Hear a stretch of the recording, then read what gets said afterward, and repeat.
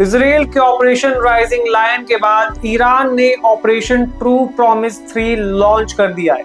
दरअसल 12 जून की रात को इसराइल ने 200 फाइटर जेट्स और ड्रोन्स का इस्तेमाल करते हुए ईरान की न्यूक्लियर साइट्स पर, उनके मिलिट्री बेसिस पर अटैक किया, उनके न्यूक्लियर बेसिस को तबाह कर दिया और साथ ही उनके एयर बेसिस और मिलिट्री बेसिस को नस्तो नाबूद कर दिया। इसराइल ने F-35, F-16 फाइटर जेट्स का यूज करते हुए ईरान की main uranium enrichment facility Natanz को तबाह कर दिया, साथ ही साथ missile silos, air defence systems और उनके एयर बेसिस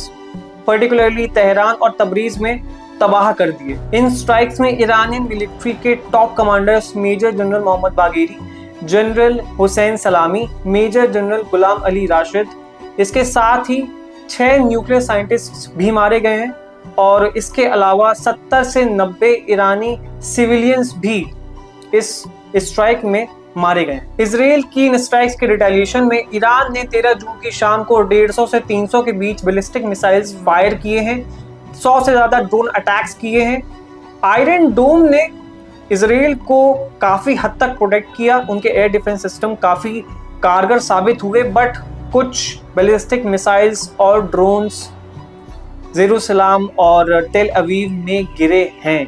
जिनके डैमेज भी काफी सिग्निफिकेंट हुआ है। रिपोर्ट्स के अकॉर्डिंग 3 इजरायली सिटीजन्स की डेथ सामने आई है विद मल्टीपल बीइंग इंजर्ड और यहाँ पर इसराइल के डिफेंस में यूएस उनकी सहायता कर रहा है, इंटेलिजेंस प्रोवाइड करा रहा है।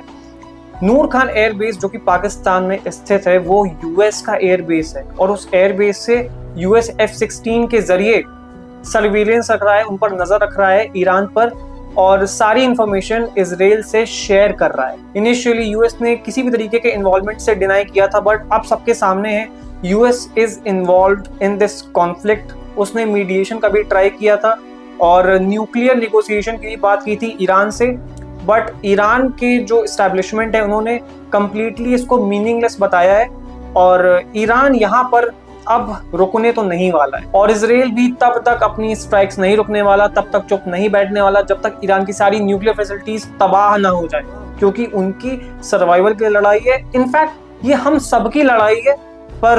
लड़ सिर्फ इसराइल रहा है। So Israel will fight for there survival. Iran से न्यूक्लियर थ्रेट बढ़ा है और अगर इन कट्टरपंथियों के पास न्यूक्लियर वेपन्स आते हैं तो पूरी दुनिया अनसेफ हो जाएगी।